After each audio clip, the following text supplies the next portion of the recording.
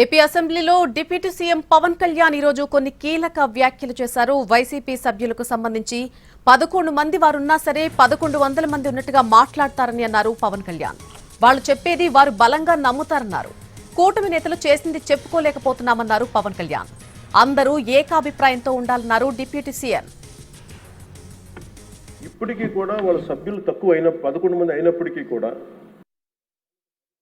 100 మంది ఉన్నట్టుగా వాళ్ళు మాట్లాడుతూ ఉంటారు. అంటే మనం ఎందుకనంటే వాళ్ళు చెప్పిన దాన్ని చాలా బలంగా నమ్ముతారు. మనం చేసే పనులు మనం చెప్పుకోలేం, మనం చేయడానికి సంకోచిస్తున్నాం ఏంటో తెలియదు. కానీ వాళ్ళు చూడండి, ఇందాక నేను చెప్పింది మీకు, ఇప్పటికీ కూడా వాళ్ళ సభ్యులు తక్కువైన 11 మంది అయినప్పటికీ కూడా వాళ్ళు ఒక 1100 మంది ఉన్నట్టుగా వాళ్ళు మాట్లాడుతూ ఉంటారు. అంటే మనం ఎందుకనంటే వాళ్ళు చెప్పిన దాన్ని చాలా బలంగా నమ్ముతారు. మనం చేసే పనులు మనం చెప్పుకోలేం, మనం చేయడానికి సంకోచిస్తున్నాం ఏంటో తెలియదు. కానీ వాళ్ళు చూడండి, ఇందాక నేను చెప్పింది మీకు, ప్రజలు మన నుంచి ఆశిస్తున్న అధ్యక్ష, గొడవలు లేకుండా ఈ అలయన్స్ బలంగా ఉండాలండి. మనం తెలియచేయాల్సింది ఏంటంటే, ఏ ఒక్క ఎమ్మెల్యే ఈ సభలో అడుగు పెట్టాలన్నా అన్ని కులాలు అన్ని మతాలు సపోర్ట్ చేయందే, ఎంతో కొంత ఓటు వేయందే ఇక్కడికి రావాలి. కానీ ఈ మధ్యన పరిస్థితులు ఎలా ఉన్నాయంటే, బయట ప్రత్యేకించి వీళ్ళు చేస్తున్నది, వాళ్ళు ఎలా మాట్లాడుతున్నారంటే ఇష్టం వచ్చినట్టుగా తిట్టేసి కులాలు వెనక దాక్కున్నారు. అది మటుకు ఎందుకంటే, నేను ఒక భారత రాజ్యాంగం నేను నమ్ముతున్నాను పెట్టినప్పుడు I'm beyond cost, creed and religion. అది ప్రతి శాసనసభ్యుడి తాలూకు అది ఓత్ అధ్యక్ష. కానీ మనం తెలియజేయాల్సింది ఏంటంటే, కులాల వెనక దాక్కోవటం కుదరదు. మీరు ఇష్టానికి తిట్టేసి ఇష్టానికి వచ్చి ఏదైనా తిరిగి అంటే మేము కులాల వెనక దాక్కుంటామంటే ఇలాంటి ధోరణి కనుక మనకు ఉంటే ఆంధ్రప్రదేశ్ ప్రజానికం నష్టపోతుంది అధ్యక్ష. నేను చెప్తున్నాను, కులాలు మతాలు ప్రాంతాలు దాటకపోతే ఈ రాష్ట్ర ప్రయోజనాలను మనం సాధించలేము. ఖచ్చితంగా ఇది మీరు పదే ఇది మీరు ఇళ్లలో మాట్లాడుకుంటారా, ప్రజలకి తెలియజేస్తారా, మీ నియోజకవర్గాలు ఇది చేయకపోతే ఏమైపోతుంది అధ్యక్ష?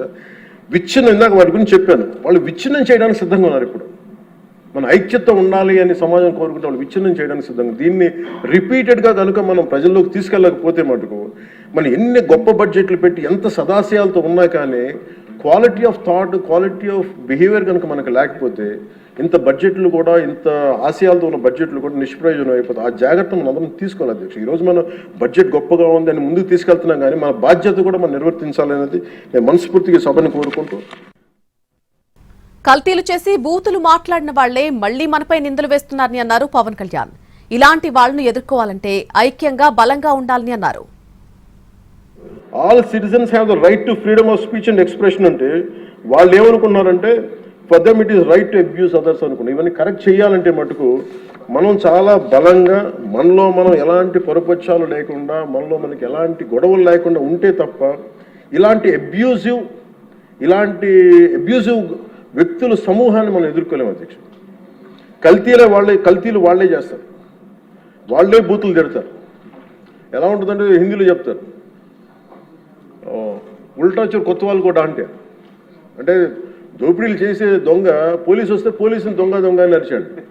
వాళ్ళే తిట్టి వాళ్ళే అబ్యూస్ చేసి మళ్ళీ మనం తిట్టామని చెప్తారు. కల్తీలు వాళ్ళే చేస్తారు. కానీ మనం డిఫెండ్ చేసుకోవడానికి irrespective of whether we are from different parties, మనం విభిన్నమైన కుల సమూహాల నుంచి రావచ్చు. కానీ బట్ రాష్ట్ర ప్రయోజనాలకి మనందరం ఒకే గలంతో ఉండాలని మనస్ఫూర్తిగా మీ ద్వారా నేను అందరూ ఉండాలని కోరుతున్నాను. కూటమి ప్రభుత్వం బలంగా ఉండాలి అనేది ప్రజల ఆకాంక్ష అని అన్నారు పవన్ కళ్యాణ్. కూటమి ఏర్పాటుకు తాను ఎంతో కష్టపడ్డానన్నారు. పార్టీ కంటే కూడా ప్రజల ఆకాంక్షలు ఆశయాలే ముఖ్యమని భావించి కూటమి ఏర్పాటుకు కృషి చేశానన్నారు పవన్ కళ్యాణ్. అలయన్స్ చాలా బలంగా ఉండాలి అనేది నా ప్రజల సభ్యులందరికీ కూడా నేను నా ఆకాంక్షని, నా ఆశయాన్ని తెలియజేస్తాను. నేను ఎందుకు ఇంత తపన పడ్డాను, రాష్ట్ర విభజన జరిగినప్పటి నుంచి ఆంధ్ర రాష్ట్రం వెనుకబాటు పడిపోయింది, దీనికి ఎవరు ముందుకు తీసుకెళ్ళలేము అనుకున్న దాంట్లో నేను ఏమీ ఆశించకుండా 2014లో మన అలయన్స్ కోసం నేను కష్టపడ్డాను. అలాగే 19లో కూడా ఉండాలని కోరుకున్నాం. అది పరిస్థితుల్లో కుదరలేదు. కానీ 24కు వచ్చేటప్పటికి నేను పార్టీ పరంగా అన్ని తగ్గి అన్ని రకాలుగా ఎందుకు పెట్టానంటే, ఇది నేను పార్టీగా గెలవడం కంటే కూడా నేను ఇండివిజువల్గా సాధించడం కంటే కూడా నేను కోరుకుంది 5 కోట్ల మంది ప్రజల ఆకాంక్షల్ని, ఆశయాల్ని ముందుకు తీసుకెళ్లాలని నా తపన. ఇది ఎట్టి పరిస్థితుల్లో కూడా నేను కోరుకుంటుంది. ఇప్పుడిప్పుడే మనం చిన్నపాటి ఒక 1 పాయింట్ అభివృద్ధి చూసాం మనం ఇప్పటికీ. ఇది ముందుకెళ్ళాలి, ఇంకా మన ఆకాంక్షలను, ఆశయాలు ముందుకు తీసుకెళ్ళాలి అంటే ఇది మనలో ఉన్న ఏమన్నా సరే చిన్న చిన్న సవరణలు ఏదైనా చేసుకుంటే అందరం ముందుకెళ్ళాలి. ఈ ప్రభుత్వానికి, ముఖ్యమంత్రి గారికి బలంగా నిలబడాలని మనస్ఫూర్తి. ఎందుకంటే మన దగ్గర ఉన్న కోర్టుల సంఖ్యకి, ఇక్కడ ఉన్న మౌలిక సదుపాయాలకి, రోజువారీగా నమోదవుతున్న కేసుల సంఖ్యకి మధ్య చాలా స్పష్టమైన అసమతుల్యత ఉంది అధ్యక్ష. ఇంబ్యాలెన్స్ ప్రభుత్వం ధ్వంసం, విధ్వంసం, విచ్ఛిన్నంతో కూడిన ప్రభుత్వం. ఒకసారి ఎట్లా చెప్పాలి బడ్జెట్ మనకి ఏమేమి ఉన్నాయో ఒకసారి మీకు ప్రజెంట్ చేయడానికి అధ్యక్ష. మనకు వాళ్ళు వదిలేసి వెళ్ళింది 9.74 లక్షల కోట్ల అప్పులు అధ్యక్ష. ఈ కూటమి ప్రభుత్వం 20 నెలలు పాలన సాధించింది ఏంటని చెప్పడానికి ఉదాహరణకి అంటే ఎలా ఉన్నారంటే, వీళ్ళు 2014-19 మధ్య చేసుకున్న విద్యుత్ కొనుగోలు ఒప్పందాలను గత ప్రభుత్వం ఇష్టానుసారం రద్దు చేయడం ద్వారా విద్యుత్ సరఫరాలో లోటుపాట్లు వచ్చాయి. దీనికోసం విద్యుత్ కొనుగోలు పేరిట అధిక ధర చెల్లించే బాధ్యత లేని ఆ వ్యక్తులకి చేసిన కొనుగోలు కారణంగా డిస్కమ్స్కి 12,250 కోట్ల నష్టం వాటిల్లింది. ఈ 5 ఏళ్ల అసమర్థ విధానాల కారణంగా విద్యుత్ పంపిణీ సంస్థలు దాదాపు 1.29 లక్షల కోట్ల మేర నష్టపోయాయి. ఈ భారాన్ని విద్యుత్ బిల్లుల రూపంలో మళ్లీ ప్రజల మీదనే మోపారు. కూటమి ప్రభుత్వం వచ్చిన తర్వాత ఈ విధానాన్ని రద్దు చేసి ట్రూ అప్ ఛార్జీని పూర్తిగా ఎత్తివేయడమే కాకుండా రాష్ట్ర చరిత్రలో ఎన్నడూ లేని విధంగా ట్రూ డౌన్ పేరిట ప్రజలపై విద్యుత్ బిల్లుల భారాన్ని తగ్గించి గత ప్రభుత్వం చాలా ఘోరంగా విఫలమైంది. అందులో 1,800 కోట్లు PMAY అర్బన్ రెజ్యువనేషన్ మిషన్, ప్రధానమంత్రి Ayushman Bharat, pre matric scholarship for OBC, EBC, denotified తెగలు, PMSSV కింద రావాల్సిన పోస్ట్ మెట్రిక్ స్కాలర్షిప్లు చెల్లించకపోవడంతో వెనక్కి వెళ్ళిపోయి తద్వారా పట్టణాల్లో అభివృద్ధి నిలిచిపోయింది. రాష్ట్ర విద్యార్థులు, యువత నష్టపోయింది. సెంట్రల్లీ స్పాన్సర్డ్ స్కీమ్స్కి రాష్ట్ర మ్యాచింగ్ గత ప్రభుత్వం ఇవ్వకపోవడం వల్ల 8,700 కోట్ల రూపాయలు నిరుపయోగం అయిపోయాయి. తద్వారా కేంద్ర ప్రాయోజిత పథకాల అమలు ఆగిపోయింది.